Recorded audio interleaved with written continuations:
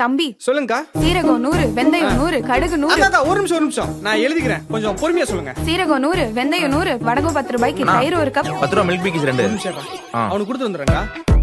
அப்புறம் 20 ரூபா மேரிகோல்டு 1. இந்த 40 ரூபா வச்சு கொடு.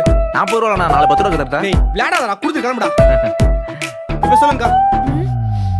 சொல்லுங்கக்கா.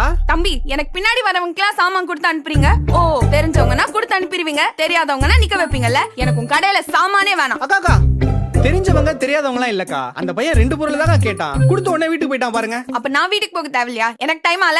எல்லாரும் பறந்தா நான் என்னக்கா பண்றது? எனக்கு என்ன 10 கையா இருக்கு? இப்படி சண்டை போட்ட நேரத்துல உங்களுக்கு நான் ஜாமான் கொடுத்தே முடிச்சிருப்பேன். கோச்சிக்காம என்ன வேணும்னு சொல்லுங்கக்கா. சரி ஓகேக்கா, இதுக்கப்புறம் நான் யார் வந்தாலும் ஜாமான் போட மாட்டேன். உங்களை அனுப்புனது அப்புறம் தான் போடுவேன், ஓகேவா? நோட் பண்ணிக்கோங்க. பாஸ்மதி அரிசி 2 கிலோ. அதுக்கப்புறம் 1 ரூபாய் கிளீன் பிளஸ் 1 கொடுங்க.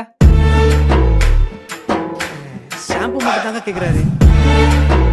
ஆச்சி ஹோட்டல் சாம்பார் பொடி வழங்கும் ஷாலினி ஸ்டோர்ஸ்.